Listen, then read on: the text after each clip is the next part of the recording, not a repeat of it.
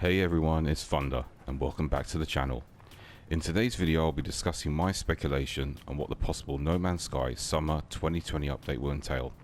This will be based on recent tweet made by Greg Buchanan and the weekend missions containing some interesting dialogue from the Nexus NPCs. However, please be aware this is only a speculation video and not fact, so take this as a grain of salt, so let's keep hype in check. Okay, so let's get to it. Right, so 2 days ago, Greg Buchanan, who was the head writer for the Atlas Rises storyline, posted a tweet confirming the following.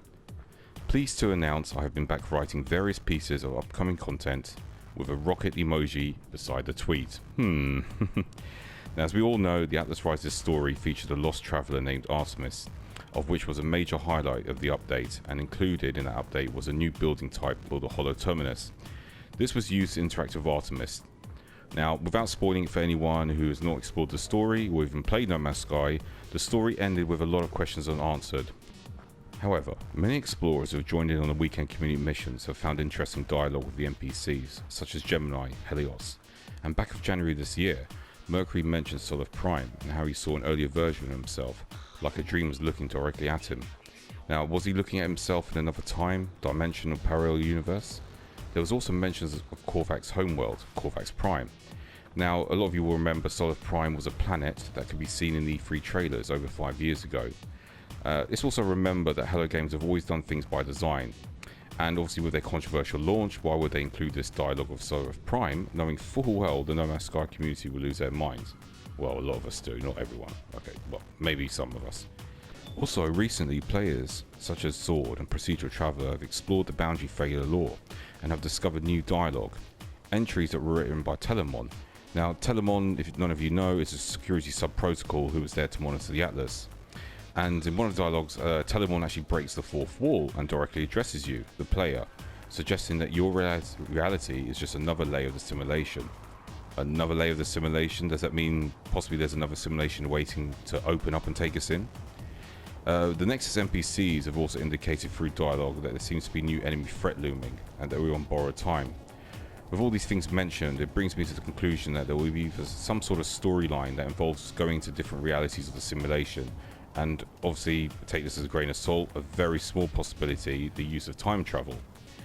Again, a threat is looming, so be prepared, hence I feel a combat update is coming.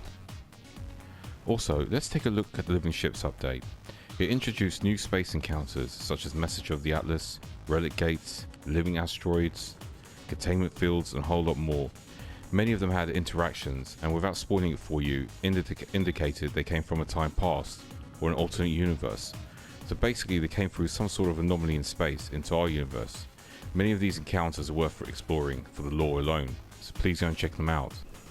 Okay, so my thoughts on the above that I've just mentioned is that possibly, and a very small possibility, is that we may get pre-release handcrafted planets such as Sol of Prime, possibly Korvax Prime, linked to a new storyline update, which will be a / combat update. And perhaps we will need to get into an older simulation and retrieve data or something that is used to help us fight against the new threat.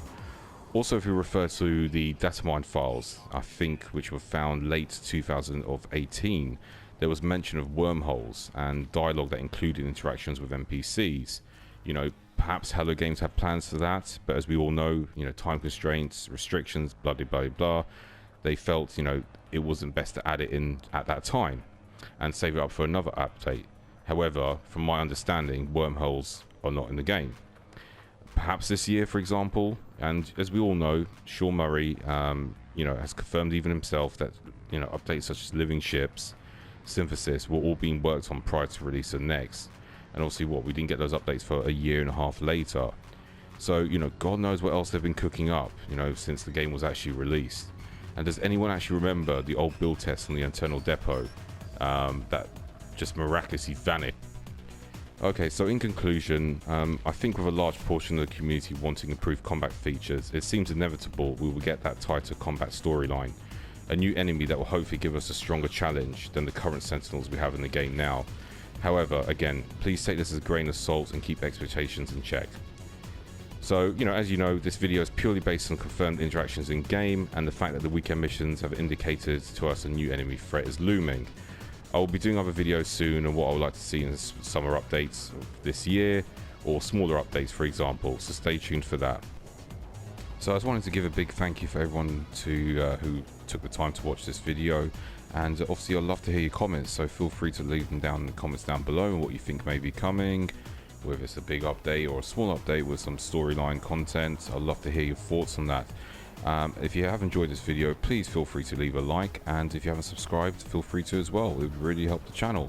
I'd also like to give a big thank you to Captain Steve for making my new banner for my YouTube channel. I absolutely love it, buddy, so thank you very much. And I'd like to give a big thank you as well to Jason Plays as well, who featured my Chinatown building in his video yesterday, talking about cities. It really helped my channel, actually. Got quite a few subscribers, so a massive thank you for everyone who did subscribe, and a big thank you to Jason, and just a general thank you to the whole of the NMS community in general for your support. It really is appreciated. So Thunder's going to sign off now. I hope all of you take care. You're going to keep safe, and wish you all well. You take care. Bye bye, everyone. Bye bye.